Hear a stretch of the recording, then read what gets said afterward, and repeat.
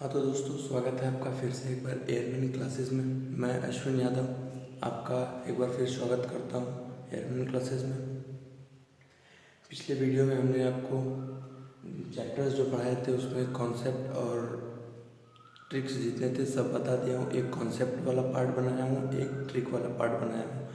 तो अभी तक आप चैनल को सब्सक्राइब लाइक शेयर नहीं किए हैं तो लाइक कर दीजिए, सब्सक्राइब कर दीजिए और शेयर कर दीजिए। ठीक है दोस्तों, तो आज हम पढ़ेंगे मैट्रिक्स के बारे में।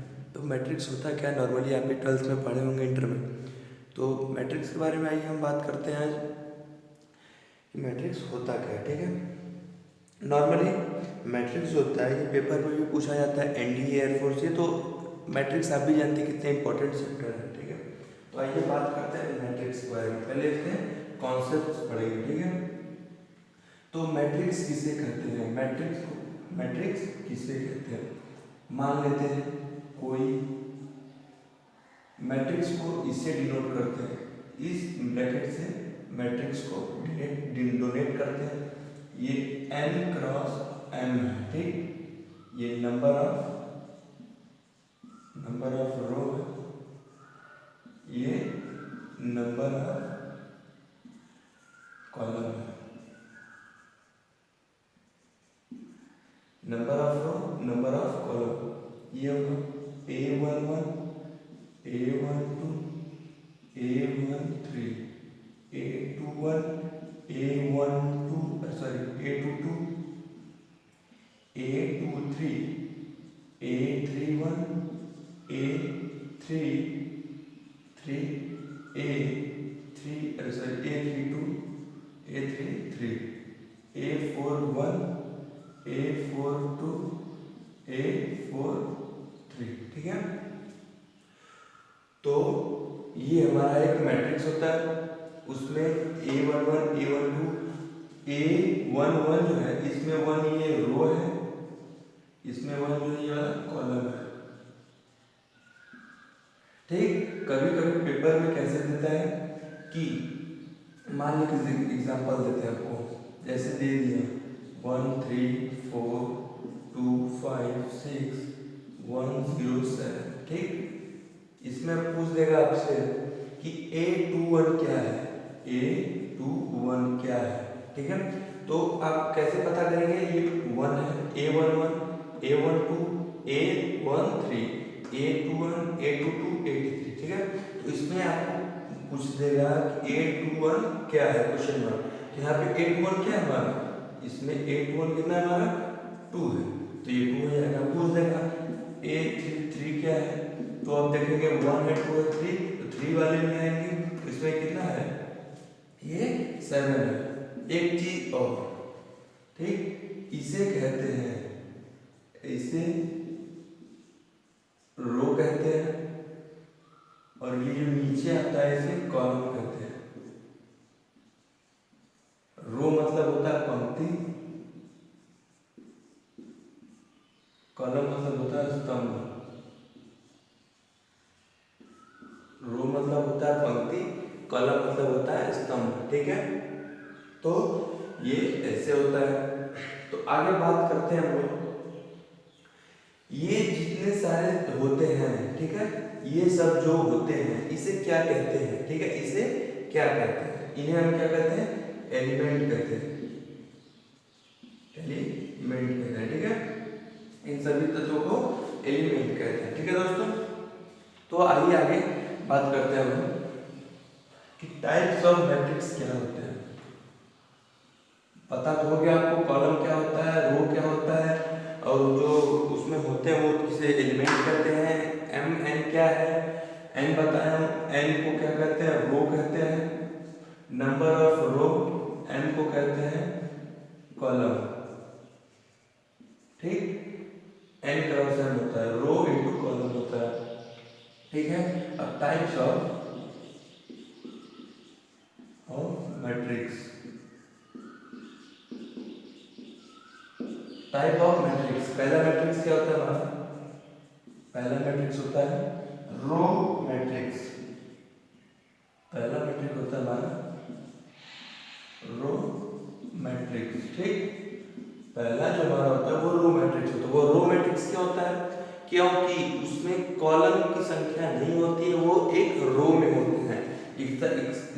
एग्जांपल डायरेक्टली आपको देख बताता हूँ, ए बी सी, ठीक। ये क्या है, रो मैट्रिक्स है, क्योंकि ये देखिए बस एक ही रो में है, इसमें रो कितने होने चाहिए, रो की संख्या एक होनी चाहिए, रो मैट्रिक्स में रो की संख्या एक होनी चाहिए। और दूसरा क्या होता है, कॉलम मैट्रिक्स। कॉलम मैट्रिक्स क्या होता है, इसका एग्जांपल देते हैं। इसमें केवल एक स्तंभ होना चाहिए, एक स्तंभ होना चाहिए, मतलब कॉलम की संख्या एक होनी चाहिए, ए बी सी, ठीक। ये जो हमारा है यहाँ पे n क्रॉस m कर देते हैं, n क्रॉस m कर देते हैं, ठीक है। इसमें जो कॉलम की संख्या होती है एक होती है, इसमें रो की संख्या एक होती है। अब बात करते हैं यहाँ पे n का वैल्यू क्या है, n नंबर ऑफ रो होता है, नंबर ऑफ रो। उसमें रो कितना है, एक रो है 1 इंटू नंबर ऑफ कॉलम कितना है, 1 2 3, 1 क्रॉस 3 का मैट्रिक्स ये है, कितने का है, 1 क्रॉस 3 का मैट्रिक्स है, ए बी सी 1 क्रॉस 3। और ये कितने का है, इसमें रो कितना है, 1 2 3 रो है, और इसका कॉलम कितना है, 1, तो ये कितने का हो जाएगा, 3 क्रॉस 1 का मैट्रिक्स हो जाएगा, ठीक है। और अगला जो इसका होता है वो होता है हमारा स्क्वायर मैट्रिक्स होता है, ठीक है। वो होता है हमारा स्क्वायर मैट्रिक्स। ये दो समझ गए आप लोग, रो मैट्रिक्स और कॉलम मैट्रिक्स। अब अगला जो होता है तीसरा वाला, वो होता है स्क्वायर मैट्रिक्स।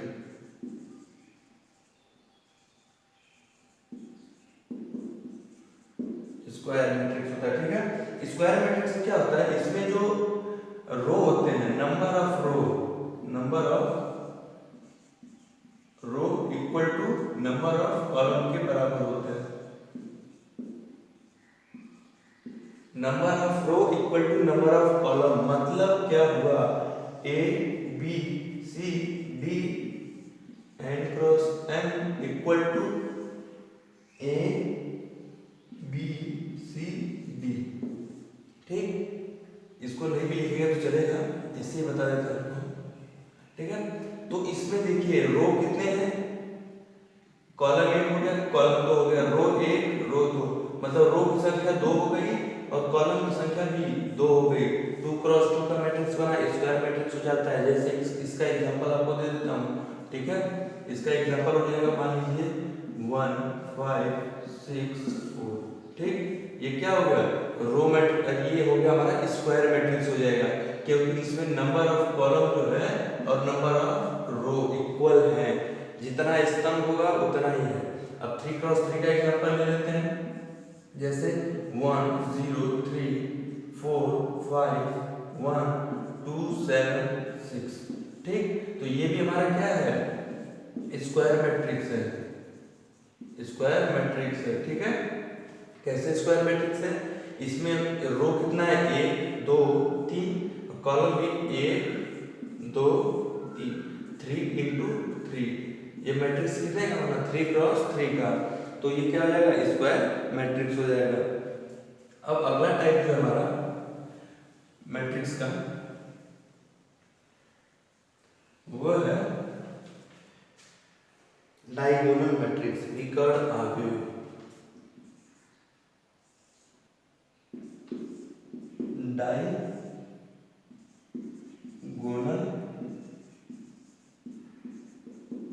डायगोनल मैट्रिक्स, विकर्ण आव्यूह,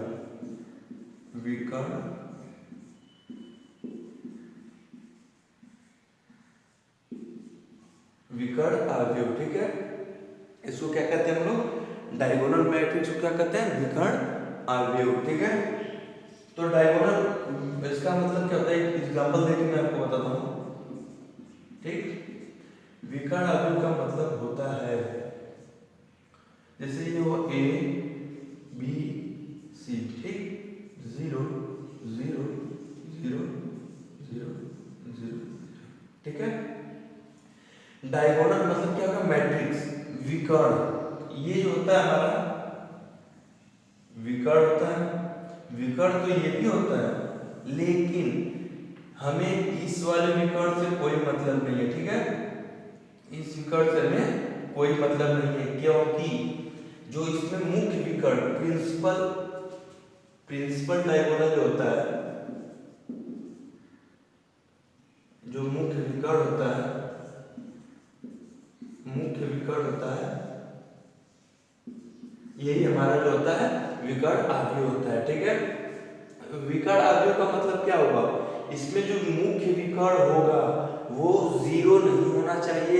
ये ए बी सी का वैल्यू कुछ भी हो सकता है, यहाँ भी कुछ भी हो सकते हैं, ठीक। विकर्ण कभी जीरो ना हो और सभी अन्य एलिमेंट जीरो हो जाए, जिसमें मुख्य विकर्ण जीरो ना हो और सभी एलिमेंट जीरो हो जाए, उसे हम डायगोनल मैट्रिक्स कहते हैं। जैसे एग्जांपल मैं आपको देता हूँ,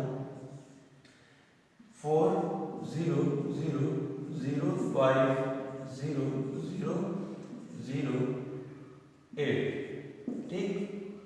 तो ये हमारा कैसा मैट्रिक्स है, इसका जो हमारा डायगोनल मैट्रिक्स है, मुख्य विकर्ण है, प्रिंसिपल डायगोनल है, मुख्य विकर्ण इज नॉट इक्वल टू 0, ठीक। तो ये कितना हो गया, हमारा डायगोनल मैट्रिक्स हो गया।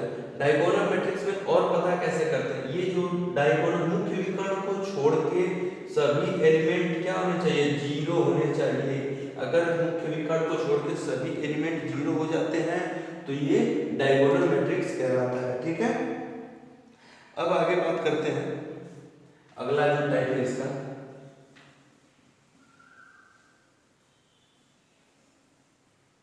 जो हमारा अगला टाइप है वो है स्केलर मैट्रिक्स।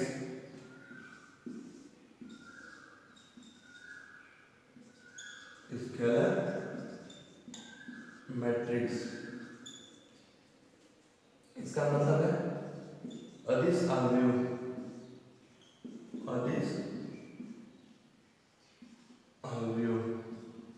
ठीक। अदिश आव्यूह इसका क्या मतलब है, इसमें जो प्रिंसिपल मुख्य विकर्ण होता है,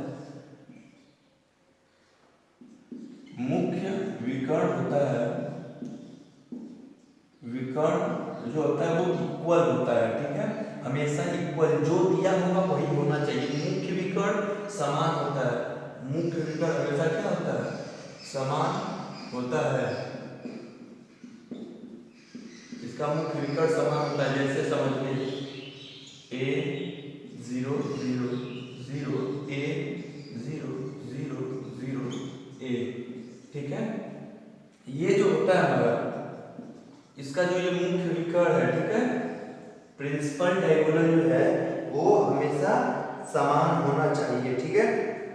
ये हमेशा क्या होना चाहिए, इक्वल होना चाहिए। अगर ये इक्वल होगा, ये मुख्य विकर्ण इक्वल होगा तो ये हमारा क्या होगा, स्केलर मैट्रिक्स होगा। मुख्य विकर्ण अगर इक्वल है तो ये स्केलर मैट्रिक्स होगा, लेकिन इसमें भी जो और तत्व होंगे वो सब क्या होंगे, शून्य होने चाहिए, ठीक। अगर मुख्य विकर्ण समान होता है तो वो अदिश आव्यूह मतलब स्केलर मैट्रिक्स हो जाता है। अगर विकर्ण समान नहीं होते हैं तो वो विकर्ण आव्यूह हो जाएंगे, ठीक है।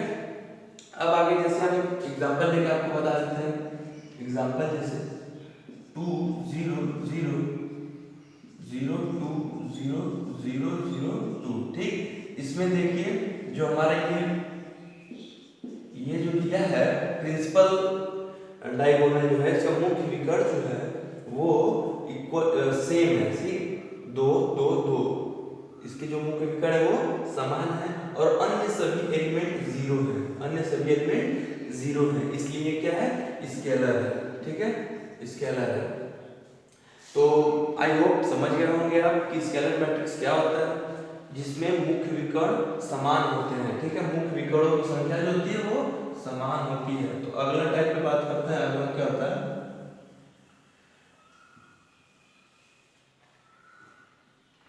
अगला जो होता है हमारा वो होता है आइडेंटिकल मैट्रिक्स। क्या होता है, आइडेंटिकल मैट्रिक्स। आइडेंटिकल मैट्रिक्स मतलब इकाई आव्यूह अवयव, इकाई अवयव, ठीक है। इसका क्या मतलब होता है, इसमें जो होता है विकर्ण, मुख्य विकर्ण, ठीक है, इसमें मुख्य विकर्ण हमेशा एक होगा, ठीक, इसका मुख्य विकर्ण हमेशा एक होगा।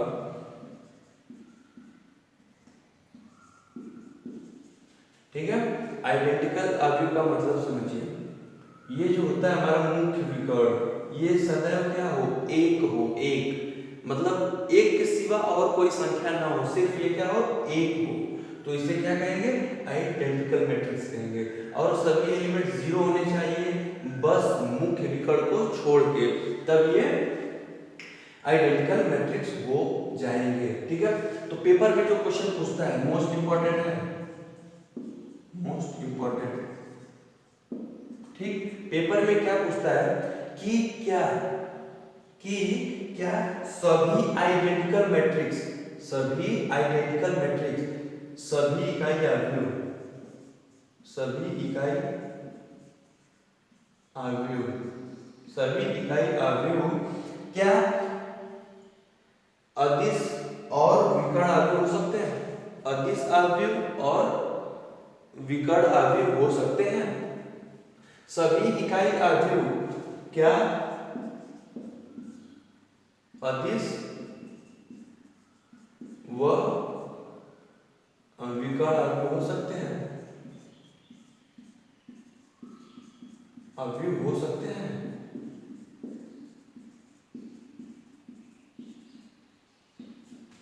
तो मैं आपको बताता हूं, ठीक है, सभी अदिश व विकर्ण अवयव होंगे, ठीक है, सभी अदिश जो होता है, जैसे आपको मैं बताऊं, इरेज करना होगा, थोड़ा सा स्पेस चाहिए मुझे, ठीक है, जो पूछा है हमारा, पूछ रहा है क्या सभी इकाई अवयव अदिश अवयव और विकर्ण अवयव हो सकते हैं, तो मैं आपको बता दूं, सभी जो होते हैं, सभी विकर्ण व अदिश अवयव, अदिश अवयव वो इकाई हो सकते हैं, इकाई हो सकते हैं, लेकिन इकाई अवयव कभी विकर्ण व सदिश अवयव नहीं होते हैं। ठीक है, अब इसका मतलब आप समझिए, ठीक है, कि क्या इकाई अवयव, ये जो इकाई अवयव है वो स्केलर और डायगोनल मैट्रिक्स हो सकते हैं, डायगोनल मैट्रिक्स हो सकते हैं।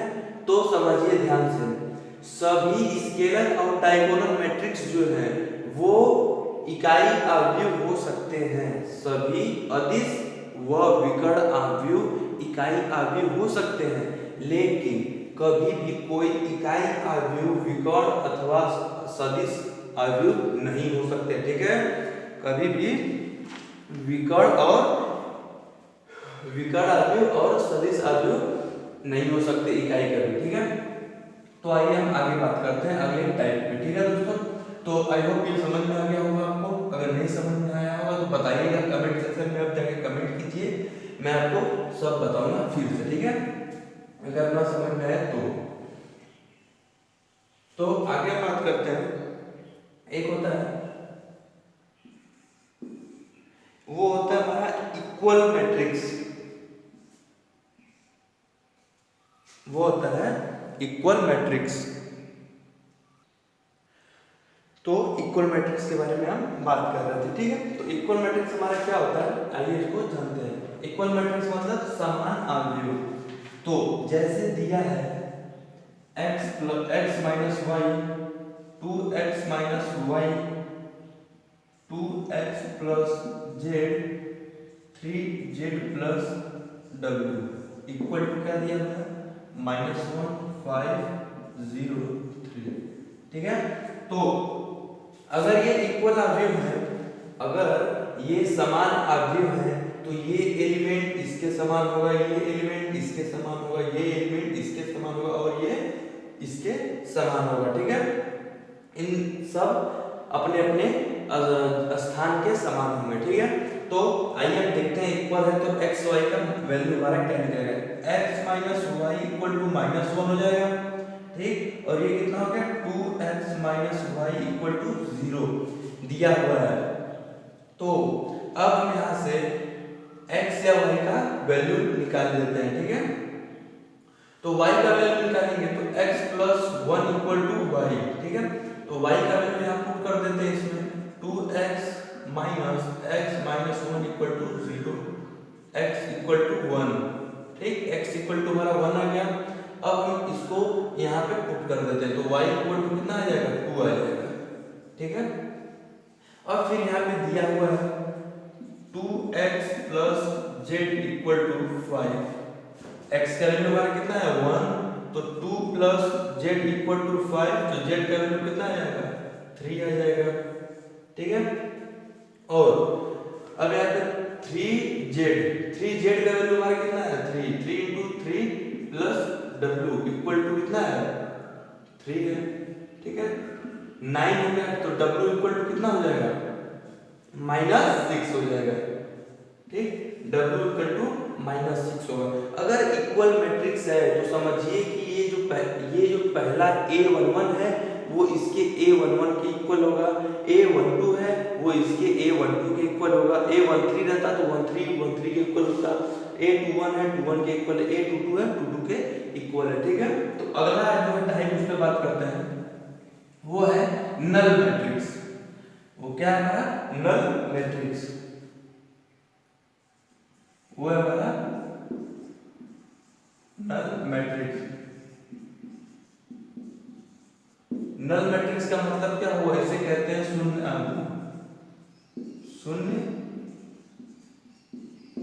अवयव। ये जो होता है ये स्क्वायर मैट्रिक्स होता है।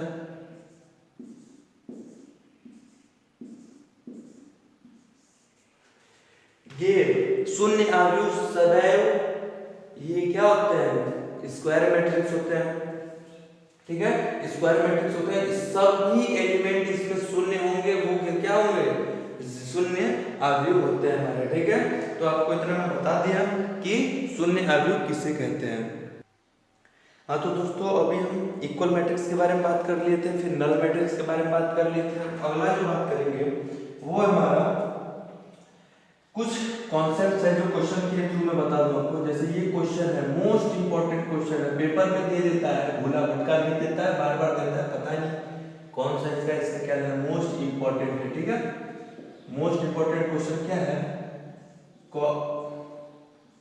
cos theta sin theta minus sin theta cos theta. ठीक, इक्वल टू पूछ रहा है क्वेश्चन मार्क a क्यूब का वैल्यू बताइए। ठीक है, तो मैं आपको फॉर्मूला एक बता दूं, a के पावर n अगर दिया हो, a के पावर n पूछ रहा हो तो उसके लिए आप क्या करेंगे। ठीक है, cos n थीटा, यदि sin और cos दिया हो तभी।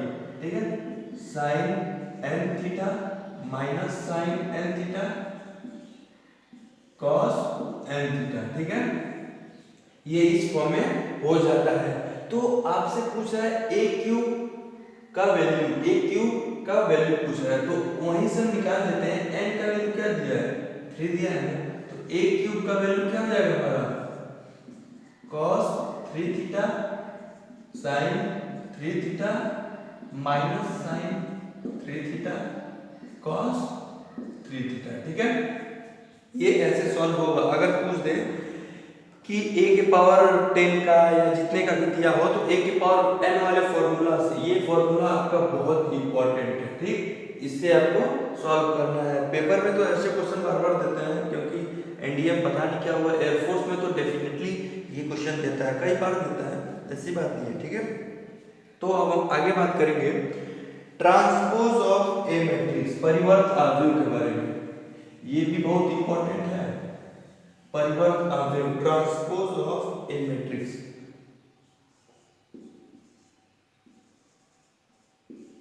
Transpose of A matrix, A matrix, ठीक है, परिवर्त अवयव बोलते हैं इसको, परिवर्त अवयव।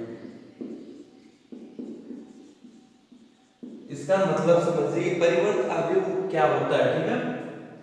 इसको नॉर्मली हम ए डैश या ए टी से डिनोट करते हैं, ठीक है, ए डैश या ए टी से डिनोट करते हैं, ठीक है। अगर मान लेते हैं कोई अवयव दिया है स्क्वायर मैट्रिक्स, हमेशा ये क्या होगा, स्क्वायर मैट्रिक्स होगा, ठीक है, ये हमेशा क्या होगा, square matrix. A B C D दिया है, ठीक है, तो पूछ देता है कि ए का ट्रांसपोज क्या होगा, तो ए का ट्रांसपोज ए डैश या ए ट्रांसपोज, ठीक, ये क्या होगा, ये हो जाएगा ए सी डी बी। कहने का मतलब क्या है वो समझिए, इसमें जो रो होता है, रो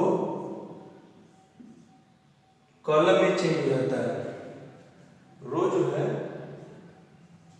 कॉलम में चेंज हो जाता है और कॉलम जो है रो में चेंज हो जाता है। मतलब समझिए ये जो ए ट्रांसपोज परिवर्त अवयव होता है, इसमें जो रो होता है वो कॉलम में चेंज हो जाता है और जो कॉलम होता है वो रो में चेंज हो जाता है, इसे परिवर्त अवयव कहते हैं, ठीक है दोस्तों। तो एक एग्जांपल कर लेते हैं इसका, परिवर्त अवयव का, कि परिवर्त अवयव कैसे होता है, ठीक है। मान लेते हैं हम लोग, जैसे ए इक्वल टू इंक्रीज हो रहा है, ए इक्वल टू हमारा ये दिया हुआ है, ठीक है।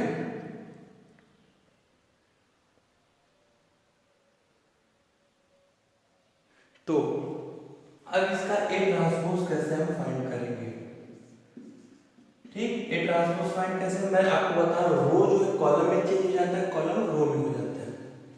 तो देखिए ये जो कॉलम है इसको रो में कर देते हैं, रो को कॉलम में कर देते हैं, तो ठीक, ये जो रो कॉलम है इसको रो में कर देते हैं 1 4 7, ठीक।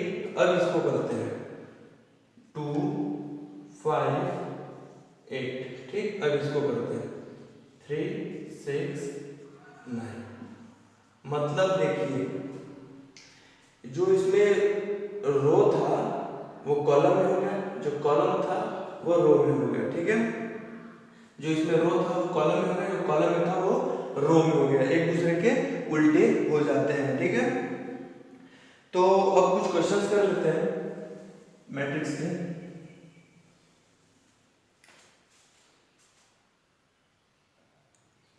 तो ट्रांसपोज वाले में क्या होता है, ट्रांसपोज में भी 2 टाइप्स के होते हैं। जो ट्रांसपोज का होता है, ट्रांसपोज अवयव जो होता है उसमें भी 2 प्रकार होते हैं। पहला सममित अवयव, सममित अवयव, इसको कहते हैं सिमेट्रिक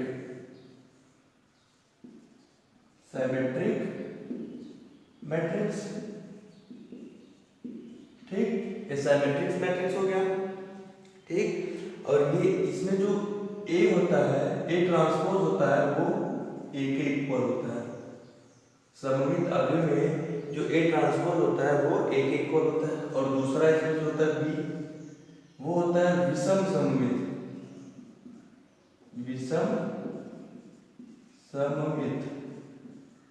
अवयव, ठीक। इसको कहते हैं स्क्यू सिमेट्रिक।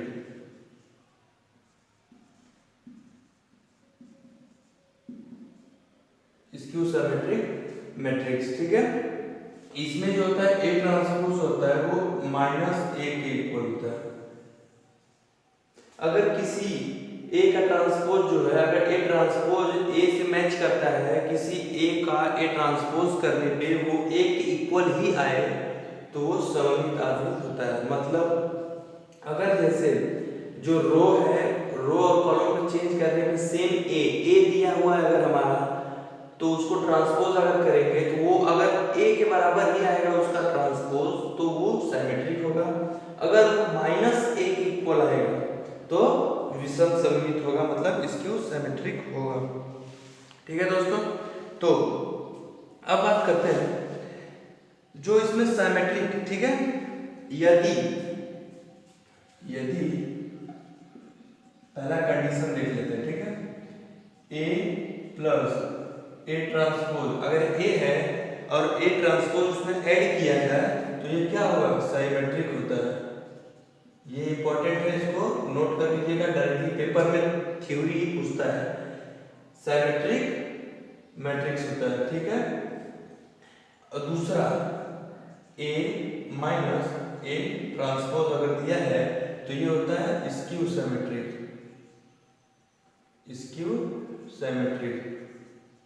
ठीक है, ये होता है स्क्यू सिमेट्रिक। ये सब कंडीशन होते हैं सममित और विषम सममित आव्यूह के। ठीक है, तो आगे एक दो क्वेश्चंस कर लेते हैं हम लोग। तो हमारा क्वेश्चन जो दिया हुआ है वो है a इज इक्वल टू 0 1 1 0, तो पूछ रहा है a के पावर 4 का मान, what is the value of a के पावर 4। ठीक है, तो इसका मतलब क्या होता है, a के पावर 4 का मतलब ये होता है कि इसका क्यूब कर देंगे। इसका मतलब ये होता है कि a का जो मल्टीप्लाई है वो 4 टाइम है, a का जो मल्टीप्लाई है वो 4 टाइम है। ठीक, तो a पावर 4 का वैल्यू पूछ रहा है, तो मैं आपको एक ट्रिक बता देता हूँ, उस ट्रिक से आप बहुत आसानी से क्वेश्चन कर ले जाएंगे। अगर दिया